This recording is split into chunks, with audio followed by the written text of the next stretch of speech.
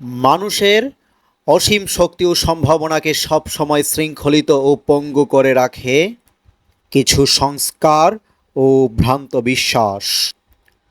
অনন্ত সম্ভাবনা নিয়ে জন্মগ্রহণ করা সত্ত্বেও পারিবারিক, সামাজিক ও রাষ্ট্রীয় পরিমণ্ডলে প্রচলিত ধারণার শৃঙ্খলে সে ক্রমান্বয়ে বন্দী হয়ে পড়ে।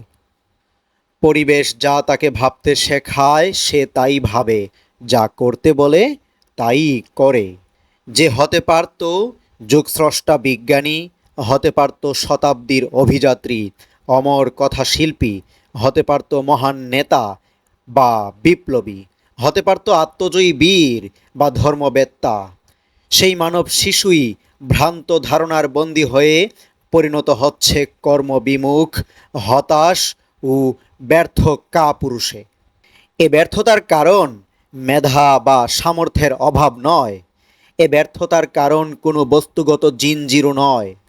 এ ব্যর্থতার একমাত্র কারণ মনোজাগতিক শিকল। প্রতিটি মানব শিশু সুপ্ত মহামানব রূপে জন্মগ্রহণ করে, কিন্তু কায়েমি স্বার্থ সৃষ্ট মনোজাগতিক জিনজির বেশিরভাগ ক্ষেত্রেই ধীরে ধীরে তাকে পরিণত করে এক অসহায় নিরুপায় প্রাণীতে। চলুন একটি উদাহরণের মাধ্যমে বিষয়টিকে স্পষ্ট করি। একটি সার্কাস মালিকের সামনে দুটো হাতি রাখা হলো। একটি বড় হাতি যার মূল্য 20,000 টাকা, অন্যটি শিশু হাতি যার মূল্য 1,00,000 টাকা। তারপর সার্কাস মালিককে বলা হলো আপনি কোন হাতিটি বাছাই করে নেবেন। তিনি বড় হাতিটির পরিবর্তে বাচ্চা হাতি যার মূল্য 1,00,000 টাকা সেই হাতিটিকেই বাছাই করলেন এবং ক্রয় করে তার সাথে নিয়ে গেলেন। অতঃপর শুরু হলো শৃঙ্খলতার জীবন।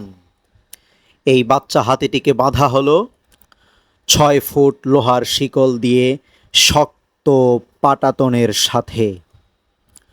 প্রথম দিকে হস্তি শিশু শিকল ছেঁড়ার জন্য মরিয়া হয়ে চেষ্টা চালায়, কিন্তু এত ছোট শরীর দিয়ে সে জিঞ্জির ভাঙতে পারে না। উল্টো তার পাই রক্তাক্ত হয়ে যায়। ফলে এক সময় এই গণ্ডি ও বন্দিত্বের কাছে হস্তি শিশু আত্মসমর্পণ করে। আর এভাবেই তার মধ্যে তৈরি হয় সংস্কার ও ভ্রান্ত বিশ্বাস।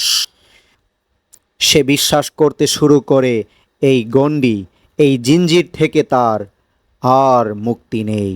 এটাই তার নিয়তি তথা ভাগ্য। তবে কোনো একদিন এই হস্তি শিশুটি বিশাল দেহী পূর্ণাঙ্গ হাতিতে পরিণত হওয়ার পরও শিকল দিয়ে তাকে ছাগল বাঁধার খুঁটির সাথে বেঁধে রাখলেও সে 6 ফুট বৃত্তকেই তার পৃথিবী ধরে নেয়। যখনই শিকলে টান পড়ে তখনই সে তার বৃত্তের আরও ভিতরে প্রবেশ করে। ভ্রান্ত বিশ্বাস তাকে বলে এর চেয়ে আর এগুনোর সাধ্য তোমার নেই। এমনকি দেখা গেছে সার্কাস মেলায় আগুন লাগলেও হাতি তার শিকল ভেঙে পালানোর চেষ্টা করে না, আগুনে পুড়ে ছাই হয়ে যায়। কারণ ভ্রান্ত বিশ্বাস তাকে সেখানেই দাঁড় করিয়ে রাখে। এর দ্বারা বোঝা যাচ্ছে শেষ পর্যন্ত এই হাতিটি যখন বড় হলো, যার দ্বারা এমন কয়েকটি শিকল ছিঁড়ে ফেলা সম্ভব, তারপরেও এই হাতিটি তার জীবনের শেষ দিনক্ষণ পর্যন্ত এই শিকলেই তাকে জীবন কাটাতে হয়েছে। তার এই শৃঙ্খল কোনো খুঁটি বা লোহার শিকলের নয়, এ শৃঙ্খল হচ্ছে মনের শৃঙ্খল। তাই আজকের এই বার্তা থেকে আমি আপনাকে আহ্বান জানাচ্ছি, জীবনে যাই করতে চান না কেন, সর্বপ্রথম আপনি আপনার মনোজাগতিক শৃঙ্খল থেকে বেরিয়ে আসুন।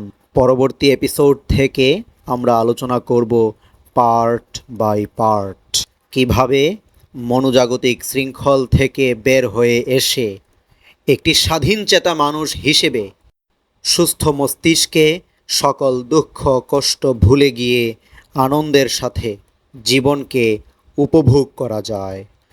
এতক্ষণ আমাকে শুনছিলেন, সাথে ছিলাম আমি সৈয়দুর রহমান আরিফ। দেখা হবে পরবর্তী এপিসোডে। আল্লাহ হাফেজ।